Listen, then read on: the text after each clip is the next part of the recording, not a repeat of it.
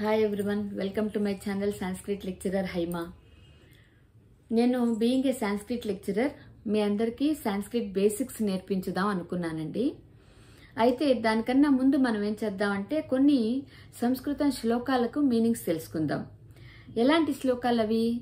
సంస్కృత భాషలో వేల కొలది శ్లోకాలు ఉన్నాయండి, నీతి శ్లోకాలు.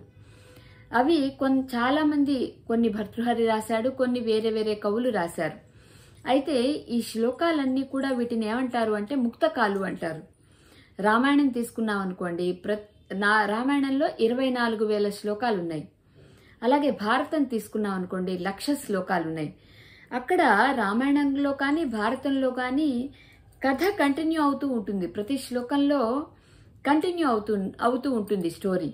కానీ ఇక్కడ ఈ శ్లోకాలలో ఏంటంటే స్పెషాలిటీ, ఎక్కడికక్కడ మీనింగ్ కన్క్లూడ్ అవుతూ ఉంటుంది. అంటే ప్రతి శ్లోకము కూడా ప్రత్యేకమైన భావాన్ని కలిగి ఉంటాయి. ఇలాంటి వాటిని ముక్తకాలు అంటారు. ఓకేనా? ఇలాంటి శ్లోకాలు సంస్కృత భాషలో చాలా ఉన్నాయి. వాటిల్లో కొన్ని మనం నేర్చుకోవడానికి ప్రయత్నం చేద్దాం, మీనింగ్ తెలుసుకోవడానికి ప్రయత్నం చేద్దాం. ఇవాళ విద్యకు సంబంధించిన ఒక శ్లోకం చెప్తాను. Greatness of education. చదువుకోవాలి, అందరూ చదువుకోవాలి. చదువుకోకపోతే ఎలా ఉంటుంది, ఏం బాగుండదు అని. ఓకేనా? సాహిత్య సంగీత కళావిహీన సాక్షాత్ పశు పుచ్చ విషాణహీన తృణం నఖాదన్నపి జీవమాన తద్భాగదేయం పరమం పశూనాం. సాహిత్య సంగీత కళావిహీన, సాహిత్యము సంగీతము లాంటి కళలలో అభినివేశం లేనివాడు. A person who is not at all interested in music and literature. సంస్కృతంలో మన భారతదేశంలో ఎన్ని కళలు ఉన్నాయి? చతుషష్ఠి కళలు అంటారు. అంటే 64 కళలు ఉన్నాయి.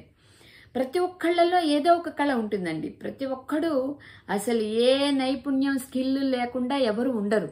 ఖచ్చితంగా ప్రతి ఒక్కడిలో ఏదో ఒక స్కిల్ ఉంటుంది.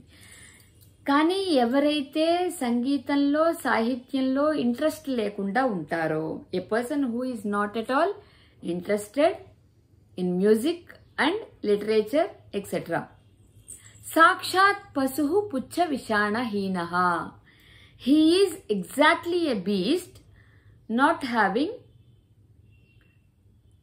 Tail and horns. వాడు సాక్షాత్తుగా పశువే, కానీ వాడికి తోకా కొమ్ములు ఉండవు.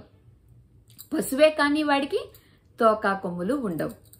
తృణం నఖాదన్నపి జీవమాన, he lives even without eating gross.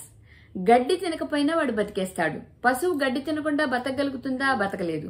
కానీ వీడు మాత్రం గడ్డి తినకపోయినా బతికేస్తాడు. తద్భాగదేయం పరమం పశూనాం. That is only the fortunate thing to the beasts. పశువులకు వాడు గడ్డి తినకపోవడం అనేదే పశువులకు అదృష్టంగా మారింది అని. అంటే తోకా కొమ్ములు ఉండవు, గడ్డి తినడు, కానీ మిగతాదంతా సేమ్ అంటున్నాడు. అంటే అర్థం ఏంటి? విద్య లేనివాడు వింత పశువు, విద్యావిహీన పశువు అని చెప్తాం కదా. విద్య లేనివాడు వింత పశువు అంటే తోకా కొమ్ములు ఉండవు, అలాగే గడ్డి తినడు, కానీ వాడు మాత్రం వింత పశువే. ఎందుకు అలా అంటున్నారు అంటే విద్య యొక్క వైశిష్ట్యం చెప్తూ చదువుకోనివాడు పశువుతో సమానము అని చెప్తున్నాడు. కాబట్టి ప్రతి ఒక్కళ్ళు చదువుకోవాలి. చదువుకుంటేనే వాళ్ళ జీవితం బాగుంటుంది. రైతు కూడా తాను చదువుకోకపోయినా తన పిల్లల్ని బాగా చదివించాలనుకుంటాడు. ఎవరైనా సరే, తల్లిదండ్రులు ఎవరైనా సరే తాము చదువుకోకపోయినా పిల్లలకు మంచి భవిష్యత్తునివ్వాలని కోరుకుంటారు. కాబట్టి ప్రతి ఒక్కళ్ళు చదువుకుంటే ఈ దేశం ఇంకా పురోగమిస్తుంది. సర్వే జనా సుఖినో భవంతు, సర్వే సుజనా సుఖినో భవంతు. Thank you. మీకు నా వివరణ నచ్చితే లైక్ చేయండి, షేర్ చేయండి, సబ్స్క్రైబ్ చేయండి. మళ్ళీ మరొక శ్లోకంతో మీ ముందుకు వస్తాను. అందాక ధన్యవాదాలు.